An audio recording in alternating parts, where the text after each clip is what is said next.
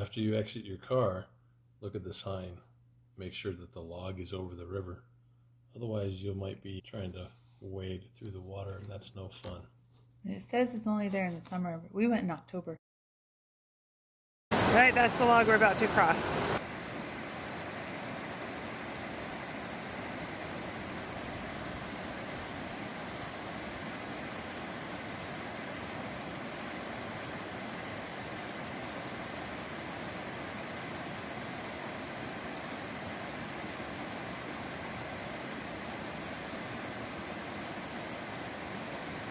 It looks like it should be easy.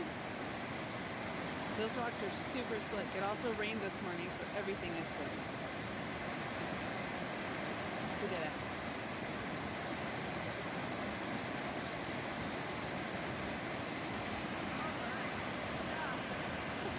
People that crossed the river before us actually fell in, so they recommend that you have an extra pair of shoes and socks in your bag.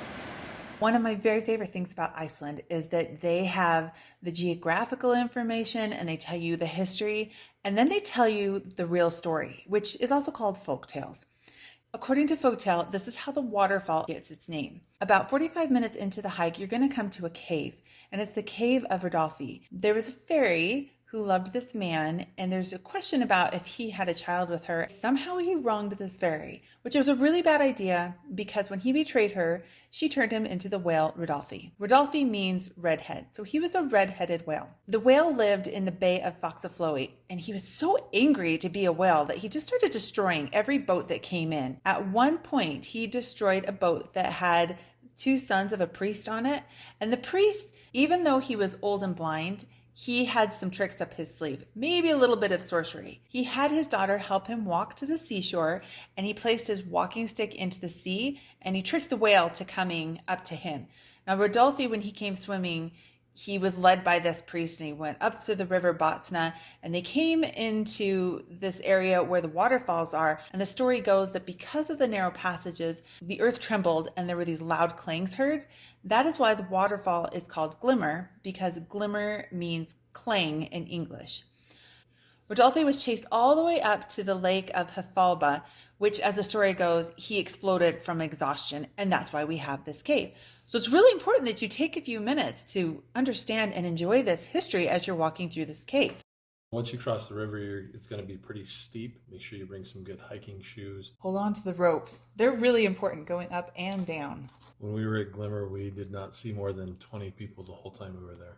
And there's actually a lot of waterfalls as you're walking along. Glymur is just one of many. We only made it part of the way up because it started getting dark. If you're going to try and hike the entire thing, give yourself how many hours? Several hours.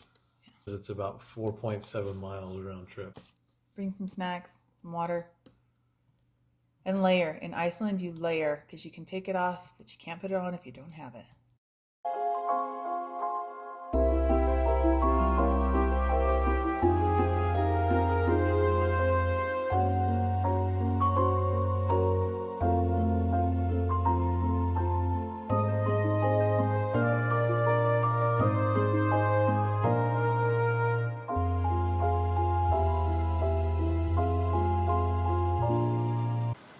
If you cross the river, you have to cross it back.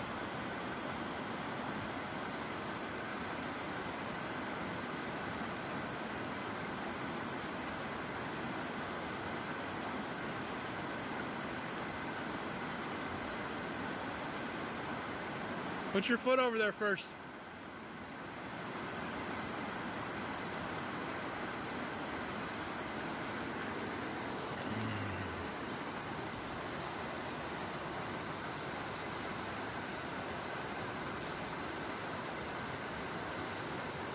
Two hands, babe.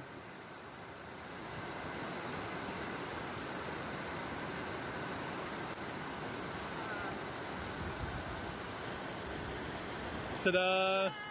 And then you have to go back up through the cave. So this cave that we get to walk through is from a whale that was originally a man who upset a fairy. The moral of the story, don't upset the fairies.